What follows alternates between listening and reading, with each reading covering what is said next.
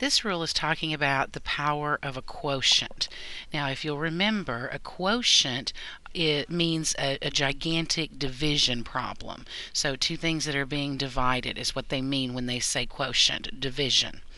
So if we have a big fraction or two things that are being divided and that is being raised to a power, it's the same thing as if we were to raise each one of those items to a power. In a way, it's a lot like distributing the power to the numerator and the denominator both. Now, let's see why that works. Here we have 1/2 that's being squared. So if we just used our plain old exponent algebra mathematic rules, then we know that when you square something, that means that you multiply it to itself. So that means we'd have 1/2 times 1/2. Well, when we multiply fractions, we always multiply them straight across the top and straight across the bottom. So 1 times 1 would be 1, and 2 times 2 would be 4. So when we square 1/2, the answer should be 1/4. Let's now use the rule and see if we get the exact same thing. We have a quotient here, or a division problem.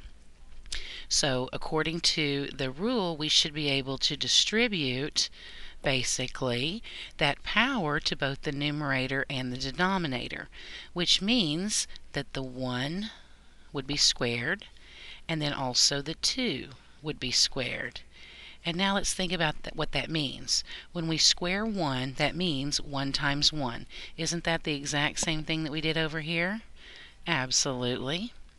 And when we square 2, that means 2 times 2, which would be 4. So we get the exact same thing, no matter whether we use what we know about exponents or if we use this rule. Later on, the rule is going to really come in handy, so we need to know that. Let's work a couple of examples here really quickly.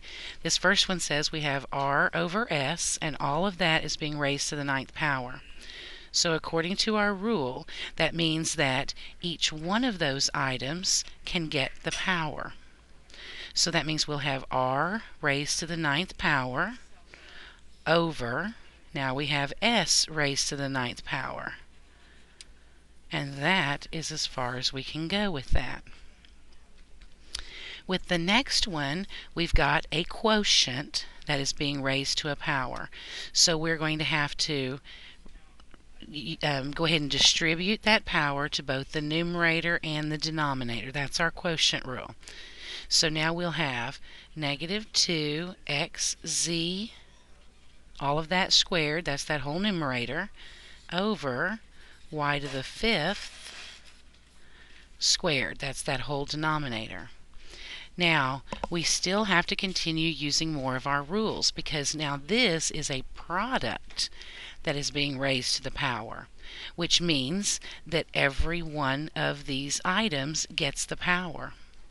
So now in the numerator, what we have is negative 2 squared, which means negative 2 times negative 2, that would be a 4.